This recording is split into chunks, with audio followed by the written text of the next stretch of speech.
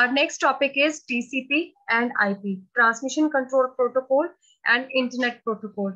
We have already studied about this protocol in our previous classes, such as in the class 10 and class 11 also.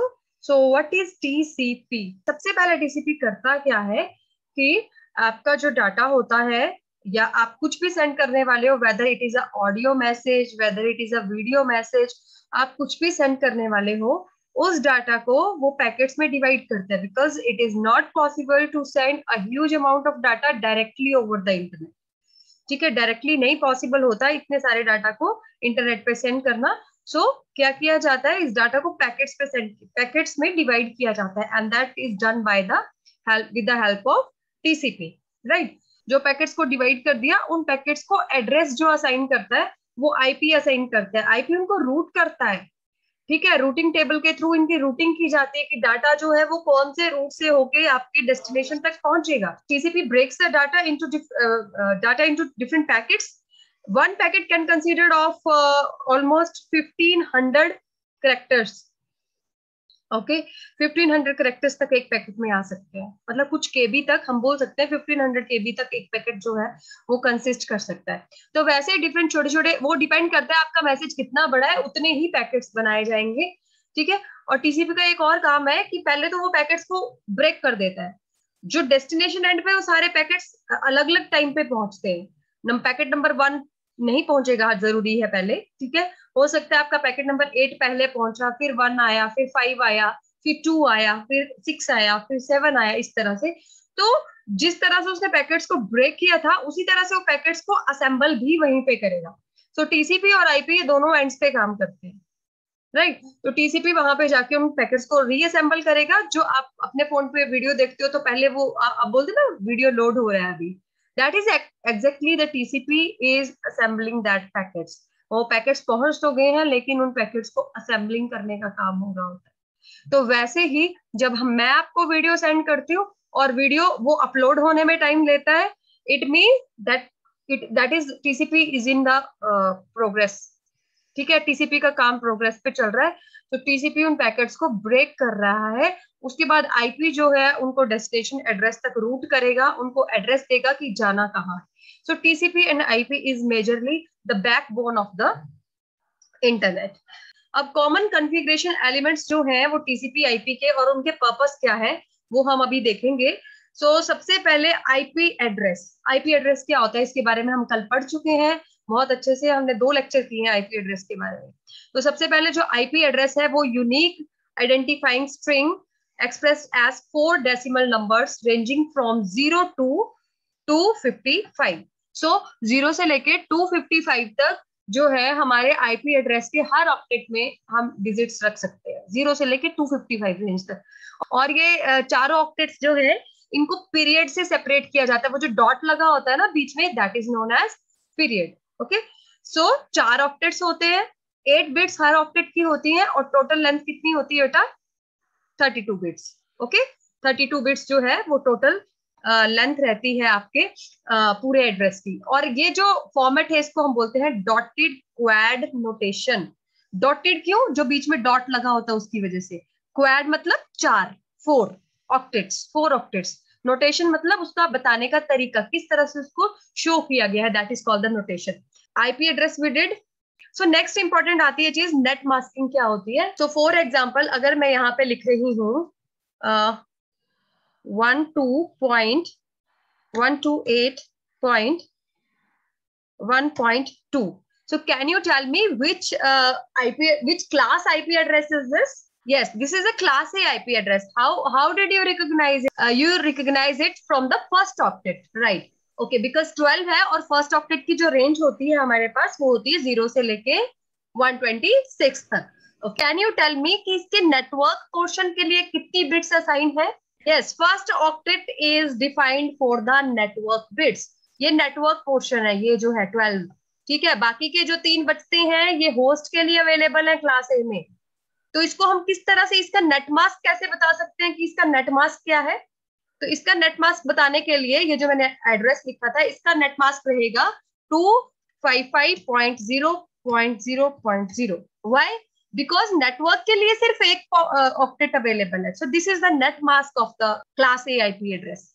Class A IP address का ये net mask रहेगा 255. सो यहाँ पे example दिया है class C network का. The standard net mask is, class C network में देखो कितने ऑक्टेट्स अवेलेबल होते हैं, आप यू शुड नो 3 अवेलेबल होते हैं. तो इसका नेट मास्क कितना हुआ 255.255.255. और 0 जो है मतलब जो लास्ट वाली बाइट है, लास्ट वाली जो एक बाइट है ना, 8 बिट्स की एक बाइट होती है तो हम एक बाइट बोल सकते हैं ना इसको. तो लास्ट वाली जो बाइट है वो किसके लिए है, होस्ट के लिए रखी गई है क्लास सी में. क्लास बी में कितनी बाइट्स रखी गई है होस्ट के लिए, 2. क्लास ए में 3.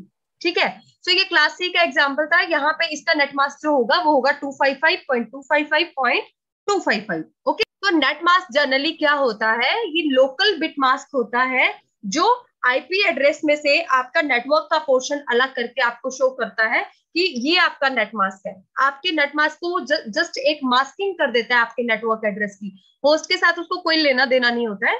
ठीक है. वो सिर्फ नेटवर्क वाला जो पार्ट है उसकी मास्किंग करता है वो. तो हमारे यहाँ पे पहली 3 बाइट्स जो है वो नेटवर्क के लिए अवेलेबल है. लास्ट की बाइट जो है वो होस्ट के लिए अवेलेबल है इस एग्जांपल में क्लास सी नेटवर्क की. नेक्स्ट आता है हमारा नेटवर्क एड्रेस क्या होता है.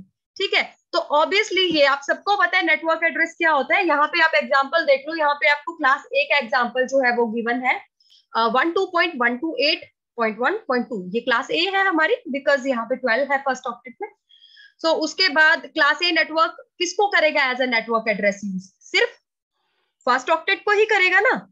तो इस टाइम इस एड्रेस का नेटवर्क एड्रेस क्या है, ये जो आपका आईपी एड्रेस है इसका नेटवर्क एड्रेस क्या है, इसका नेटवर्क एड्रेस है 12.0.0.0. राइट. ठीक है. बिकॉज ये क्लास ए है इसलिए हम बाकी के 3 पोर्शन को क्या कर रहे हैं, 0 कर रहे हैं. होस्ट वाली साइड को हम 0 कर रहे हैं. लेकिन इस पर्टिकुलर आईपी एड्रेस का क्या है, रेंज क्या है, 12 है. ठीक है. तो इसका जो नेटवर्क एड्रेस होगा वो होगा 12.0.0.0. इसी एड्रेस का आप मुझे नेटवर्क एड्रेस बताओ. So this is a network address. ठीक है. नेक्स्ट एड्रेस आता है हमारा ब्रॉडकास्ट एड्रेस. जब एक होस्ट अपने क्लाइंट्स को मैसेज, बहुत सारे क्लाइंट्स को मैसेज भेजता है, that is called the broadcasting. So broadcast address is an IP address which allows network data to be sent simultaneously to all hosts on a given subnetwork rather than specifying a particular host. कि एक host को भेजने की बजाय उस सब network में कितने होस्ट हैं उन सबको वो मैसेज भेजा जाए, that is called the broadcasting. ठीक है. सो जनरल ब्रॉडकास्टिंग स्टैंडर्ड एड्रेस जो है वो आपके सामने दिया है 255.255.255.255. लेकिन ये जो है ये एड्रेस इंटरनेट पे सब होस्ट को, जितने भी होस्ट इंटरनेट में है ऑल ओवर द वर्ल्ड, ठीक है, सब नेट पे नहीं, ऑल ओवर द वर्ल्ड जितने भी होस्ट इंटरनेट पे हैं उनको भेजने के लिए यूज किया जा सकता है. लेकिन ये नहीं यूज होता बिकॉज रूटर इसको ब्लॉक कर देता है इस एड्रेस को. ठीक है. तो इसलिए ये बनाया गया है कि हर एक स्पेसिफिक सब नेटवर्क के लिए अपना अपना ब्रॉडकास्ट नेटवर्क यूज किया जाएगा. फॉर एग्जाम्पल अगर आपका क्लास सी का नेटवर्क है 192.168.1.0, सो इसका जो ब्रॉडकास्ट एड्रेस होगा वो होस्ट बिट जो है ना बेटा 0 है ना लास्ट होस्ट बिट, तो होस्ट बिट जो है वो 255 कर दी जाएगी. तो जब भी आपकी होस्ट बिट जो है चाहे वो क्लास ए की है या बी की है या सी की है, अगर उसकी होस्ट बिट को आप 255 कर दोगे वो उस पर्टिकुलर क्लास का ब्रॉडकास्ट एड्रेस बन जाएगा. ओके. अभी मैं आपको फिर एग्जांपल के लिए एक क्लास लिखती हूँ और आपने मुझे उस क्लास का ब्रॉडकास्ट एड्रेस बताना है. ओके. ये क्लास रिकॉग्नाइज करो और मुझे बताओ इसका broadcast address. Yes, this is class C and what will be the broadcast address for it. तो यानी कि जो हमारी नेटवर्क बिट्स हैं उनको हम वैसे ही रहने देंगे क्योंकि ब्रॉडकास्टिंग तो हमने होस्ट को करनी होती है ना, तो नेटवर्क बिट्स को हम वैसे ही रहने देंगे और जो होस्ट बिट होगी वहां पे हम क्या कर देंगे, ब्रॉडकास्ट कर देंगे. नेक्स्ट आता है हमारा gateway address. It connects different networks. For example you are a user of Airtel and you want to communicate with a Jio user. How can you communicate, you are not on a same network, आप same network पे नहीं हो. So gateway is a device, gateway एक तरह का device होता है जो हमें डिसिमिलर नेटवर्क्स को कनेक्ट करने की परमिशन देता है. We can communicate over the another type of networks or dissimilar networks we can say. अगर हमारा होस्ट सेम नेटवर्क पे नहीं है तो हमेशा हम लोग गेटवे का यूज करते हैं. और यहाँ पे हमारा जो गेटवे है वो राउटर होता है. राउटर जो है मेनली वो एक तरह का गेटवे की तरह एक्ट करता है जो हमें डिफरेंट होस्ट से कम्युनिकेट करने में हेल्प करता है। ओके क्लियर, ठीक है, ये है हमारा गेटवे। अब उस पर्टिकुलर राउटर का जो एड्रेस होगा, ठीक है, that is called the gateway address. उस जो राउटर का एड्रेस होगा ना, IP address of that router, that is called the gateway address. तो आपको डिफरेंट नेटवर्क पे वर्क करने के लिए, डिफरेंट नेटवर्क पे कम्युनिकेट करने के लिए एक एडिशनल एड्रेस की जरूरत होती है, जिसको हम बोलते हैं gateway address. And that can be address of a router that is working in between both two networks और थ्री नेटवर्क, जितने भी नेटवर्क्स हैं उनके बीच में जो डिफरेंट राउटर्स काम करते हैं, that provides the gateway addresses, उनको गेटवे एड्रेसेस दिए जाते हैं। ठीक है, सो पहले तो ये जो हमारे नेट मास्किंग थी या नेटवर्क एड्रेस और ब्रॉडकास्ट एड्रेस थी, तो क्लासेस को देख के हम पता लगा रहे थे, लेकिन gateway address is the addresses of the routers. Okay clear. What is name server address? Name server address क्या होता है? Name server address represents the IP addresses of the domains. जितने भी आपकी वेबसाइट्स हैं बेटा, हर वेबसाइट का एक पर्टिकुलर आईपी एड्रेस है। तो वो आईपी एड्रेस जरूरी नहीं है कि सिर्फ सिस्टम्स को दिए जाएं, ऐसे ही आईपी एड्रेसेस जो हैं वो आपके डोमेन्स को भी दिए जाते हैं। आपकी जितनी भी वेबसाइट्स हैं, जितने भी वेब पेजेस हैं, हर एक का एक आईपी एड्रेस है। और ये जो डोमेन्स को आईपी एड्रेसेस प्रोवाइड करता है, that is domain name server. इसके पास सारे के सारे जितने भी दुनिया भर के डोमेन्स हैं, उन सबका यहाँ पे आईपी एड्रेस रहता है डोमेन नेम सर्वर के पास। सो डोमेन नेम सर्वर जो है वो तीन तरह के, जैसे हमारी क्लासेस है ना आईपी एड्रेस की, वैसे ही 3 लेवल का डोमेन नेम सर्वर एड्रेस हो सकता है। वो प्रेसिडेंस के ऑर्डर पे स्पेसिफाई किया जाता है। तो ये 3 ऑर्डर्स हैं, primary name server, secondary name server and tertiary name server. ठीक है, तो अगर आपको जितने भी आपकी वेबसाइट्स की प्रॉब्लम रहती हैं, जितनी भी नेटवर्क के इश्यूज रहते हैं, वो रिजॉल्व करने के लिए आपको ये कॉरेस्पॉन्डिंग वेबसाइट्स के आईपी एड्रेस चाहिए होते हैं। ठीक है, आपको वैलिड नेम सर्वर एड्रेस चाहिए ताकि आपका सिस्टम जो है टीसीपी आईपी कॉन्फ़िगरेशन के साथ काम कर सके।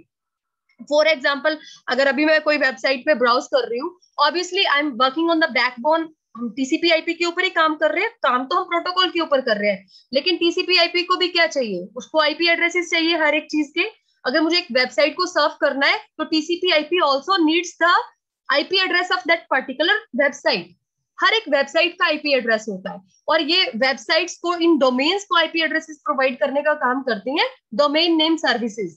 ठीक है, या डोमेन नेम सर्वर के पास की सारा का सारा डाटा रहता है इन सारे आईपी एड्रेसेस का। यूडीपी भी एक प्रोटोकॉल है जो डाटा ट्रांसमिशन के लिए यूज किया जाता है। लेकिन what is the difference between UDP and TCP? UDP जो है कनेक्शन लेस प्रोटोकॉल है, कि जरूरी नहीं है कि आपका कनेक्शन जो है होस्ट और क्लाइंट का जो कनेक्शन है, सेंडर और डेस्टिनेशन का जो कनेक्शन है, वो बना रहेगा। अब टीसीपी आईपी में तो क्या है, जब तक आपका मैसेज कंप्लीट नहीं जाएगा टीसीपी उसको छोड़ेगा नहीं। आपका मैसेज जब तक आपकी साइड से अपलोड नहीं होगा, दूसरी साइड पे डाउनलोड नहीं होगा, टीसीपी उसको छोड़ेगा नहीं। टीसीपी कंफर्म करेगा कि डाटा की डिलीवरी हो रही है। But in case of UDP this is connection less protocol. ये ट्रांसमिट बहुत इंपॉर्टेंट, अगर डाटा की ट्रांसमिशन करनी है तो यूडीपी को बहुत कम यूज किया जाता है। ठीक है, क्योंकि it lacks the flow control. इसका फ्लो कंट्रोल नहीं है, साथ ही साथ ये डिलीवरी की भी इंश्योरिटी नहीं करता कि आपका डाटा जो है वो पर्टिकुलर डिलीवर हो ही जाएगी। सिंस ये कनेक्शन लेस है, ठीक है, इसको बहुत ज्यादा चीजों की जरूरत नहीं होती है, बहुत ज्यादा IP addresses and all that, मतलब पूरी टेक्निक्स की जरूरत नहीं होती है, डाटाग्राम्स के साथ ये काम करता है। तो इसमें ऑडियो और वीडियो स्ट्रीमिंग जो है वो बहुत फास्टर होती है देन टीसीपी। एक ही इसकी एडवांटेज है कि टीसीपी से फास्टर है, लेकिन ना तो इसमें एरर करेक्शन है, ठीक है, ना इसमें इंश्योरिटी है डाटा डिलीवरी की। और अगर टीसीपी के केस में अगर कुछ पैकेट्स लॉस हो जाते हैं तो उनको दोबारा से रिकवर किया जा सकता है। ठीक है, जैसे आपको कई बार अगर आपके पास पूरे पैकेट्स ना पहुंचे तो आपको बोला जाता है कि अपने सेंडर को बोलो कि दोबारा से आपको ये चीज सेंड करे, दोबारा से ये वीडियो सेंड करे या दोबारा से ये ऑडियो सेंड करे। But in case of UDP नहीं, यूडीपी इंश्योर भी नहीं करता कि आपके रिसीवर के पास डाटा पहुंचा है या नहीं पहुंचा है। अभी आप व्हाट्सएप पे डाटा सेंड करते हो, ब्लू टिक्स आते हैं ना, डबल टिक आता है, ब्लू टिक आता है, इट मीन इंश्योर हो जाता है दूसरे पर्सन को कि नहीं, पर्सन के पास डाटा पहुंच चुका है, उसने देख लिया है। लेकिन यहाँ पे ये चीज नहीं है, यूडीपी के केस में ऐसा कुछ भी नहीं है। आज हमने क्या क्या पढ़ा? आज हमने आईपी एड्रेस पढ़ा सबसे पहले, then we studied about the net mask, then the network address, as well as we studied about the broadcast address and the gateways, as well as the name server address and UDP. Okay,